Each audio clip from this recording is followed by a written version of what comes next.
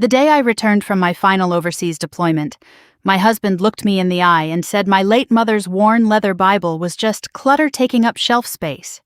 He had sold it at a driveway garage sale for $20 while I was still packing up my military gear. My heart shattered. That Bible was the only thing I had left of Mom, or so I thought. Exactly 4 days later, a stranger knocked on my front door holding that exact Bible tightly against her chest. Her hands were trembling, and tears welled in her eyes. When my husband tried to push past me and snatch it back, she pulled away and whispered words that completely turned my entire 20-year marriage upside down.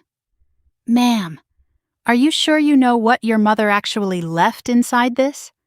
Stay with me until the very end and comment below with the city or base you are watching from today." My name is Rebecca Hayes. At 46 years old, after 24 years of active service and retiring as a Master Sergeant in the United States Army, I thought I understood every kind of battle. I had led troops through hostile terrain, managed logistics under heavy fire, and survived months of isolation overseas. But nothing in my military career prepared me for the cold ambush waiting inside my own living room the day I returned from my final deployment. I set my heavy duffel bag down on the hardwood floor and walked straight to the fireplace mantel. That was where my late mother's Bible was supposed to be, a heavy, worn, leather-bound book with frayed gold edges that she had held every single morning of her life. The mantel was completely bare save for an empty decorative vase. "Gregory," I called out, turning to my husband of nearly 2 decades, "where's Mom's Bible?" Gregory stood in the doorway of the kitchen holding a mug of coffee. He didn't even look up from his phone. "Oh, that old thing? I sold it at the neighborhood yard sale last weekend. Got $20 for it." The air left my chest as if I'd taken a direct hit. "You sold my mother's Bible? Why would you do that without asking me?" "It was just clutter taking up shelf space, Rebecca," he said dismissively, his voice dripping with annoyance. "You hold on to too much junk." As he turned back toward the hallway, his eyes darted nervously toward the locked storage boxes stacked beside the garage door, a defensive, shifty look that immediately triggered every survival instinct I had honed in 24 years of service. That Bible wasn't just an old book, it was my mother's final breath in physical form. She had pressed it into my trembling hands from her hospice bed right before my deployment orders came through. She told me to keep it safe, to read her favorite passages whenever the darkness felt too heavy, and promised that her love would always protect me within those pages. I had carried her memory across thousands of miles, only to find it discarded like yesterday's trash. "Junk, Gregory?" I stepped closer, my voice dropping into that dangerously low, calm tone I used in uniform when things were about to go south. That was the last piece of my family I had left. "Oh, spare me the drama, Rebecca," Gregory snapped, slamming his coffee mug onto the granite counter. "You've spent the last 24 years running around the world playing soldier while I was stuck here managing our life. I needed to clear space, and frankly, we need money." I stared at him in disbelief. For 20 years, over 80% of my deployment pay had gone directly into our joint bank account. I had financed the renovations on this house, paid off his sports car, and covered every major bill while living on bare essentials in desert outposts. When I walked into the hallway, I noticed our family photo albums had been boxed up, and the filing cabinet in the guest room had been thoroughly ransacked. Gregory hadn't just cleaned the house, he had systematically rearranged our entire life to erase my footprint while I was away. 4 days passed in thick, suffocating silence. Gregory barely looked at me, spending his hours locked in his home office, whispering into his cell phone behind closed doors. I was already preparing the paperwork to separate our finances when a sharp, deliberate knock echoed through the front hallway on a rainy Thursday morning. I opened the door to find an elderly woman standing on the porch, an oversized raincoat shielding her frail shoulders. In her trembling hands, wrapped carefully in a clean cotton tea towel, was my mother's Bible. Before I could even speak, Gregory rushed up behind me, almost shoving my shoulder aside. Hey, you're the woman from the yard sale, Gregory said, his voice unusually high, fast, and frantic. He immediately reached into his pocket, pulling out a crisp $50 bill. Look, my wife was upset I sold it. Here's $50, double what you paid. Just hand it over to me right now. He lunged forward to snatch the book, but the woman pulled it back against her chest with surprising agility, narrowing her sharp blue eyes at him. I didn't bring this back for money, sir, she said firmly. Then her gaze shifted past Gregory's shoulder and locked directly onto me, noticing the framed military commendations hanging in our foyer. You must be Master Sergeant Rebecca Hayes, she said, her voice softening with profound respect. My name is Evelyn. I bought this at your sale, but when I took it home I realized what was hidden inside. This could only be hand-delivered to the woman whose name is written on these papers.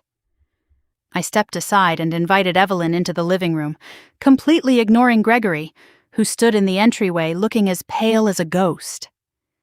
Evelyn gently placed the Bible onto the coffee table and folded back the tea towel. The heavy leather cover was familiar, but as she opened to the back-end papers, she pressed a hidden seam along the reinforced binding. With a faint click, the stiff cardboard lining swung open, revealing a hollowed-out compartment inside the thick back cover. I collect vintage books, Evelyn explained softly. When I felt how heavy the rear binding was, I examined the stitching. I never expected to find this. My breath caught in my throat as she pulled out the contents. Resting inside was a thick stack of folded documents, certified cashier's checks totaling $60,000, and the original unencumbered deed to my grandfather's 70-acre timber estate in Oregon, land Gregory had spent years trying to locate. Tucked beneath the deed was a handwritten letter in my mother's neat, elegant cursive, dated just weeks before she passed away. My hands shook as I unfolded the yellowed paper. My dearest Rebecca, if you are reading this, it means God called me home while you were serving our country. I never trusted Gregory's greed. 3 years ago, while you were deployed to Poland, he came to my house demanding I sign over the timberland to pay off his failed investments. I hid the original deeds and our family trust here, where only a woman of true faith would look. Protect what is yours, my brave girl. The silence in the room became lethal. I stood up slowly, the discipline of 24 years in uniform locking into place, burying the heartbreak beneath cold, tactical precision. I held up my mother's handwritten letter and the property deeds, staring directly into Gregory's wide, terrified eyes. You knew about the land, I said, my voice steady as steel. You spent months digging through my family records while I was overseas. Gregory backed into the doorframe, stammering as his confident veneer completely shattered. Rebecca, listen to me. It wasn't like that. I had debts from a bad business partnership. Your mother was sitting on millions in undeveloped timberland. I tried to open that Bible's spine before the yard sale, but the latch wouldn't budge. I thought it was just weighted paper. I swear I didn't think the real deeds were actually in there. You sold my mother's dying gift for $20 because you couldn't pry open her lock, I said, every word hitting like a gavel. I picked up my phone and dialed Captain Miller, my longtime friend and base legal assistance officer. Within minutes, I had him reviewing the financial power of attorney I had granted Gregory for household emergencies during my deployment. Gregory hadn't just mismanaged funds. He had forged my signature on high-interest personal loans, using our joint accounts as leverage. Pack your bags, Gregory, I told him, looking at the stranger I had spent 20 years supporting. You have 30 minutes before military, police, and civilian authorities arrive to document this fraud. While Gregory frantically threw his belongings into duffel bags under the watchful eye of the local sheriff's deputy, I turned back to Evelyn. The elderly woman sat quietly on the sofa, her hands resting calmly on the table. Evelyn, I said, my voice thick with emotion as I knelt beside her chair. You could have kept those certified checks. You could have walked away and no one would have ever known. Why did you bring this to me? Evelyn smiled warmly, placing her weathered hand over mine.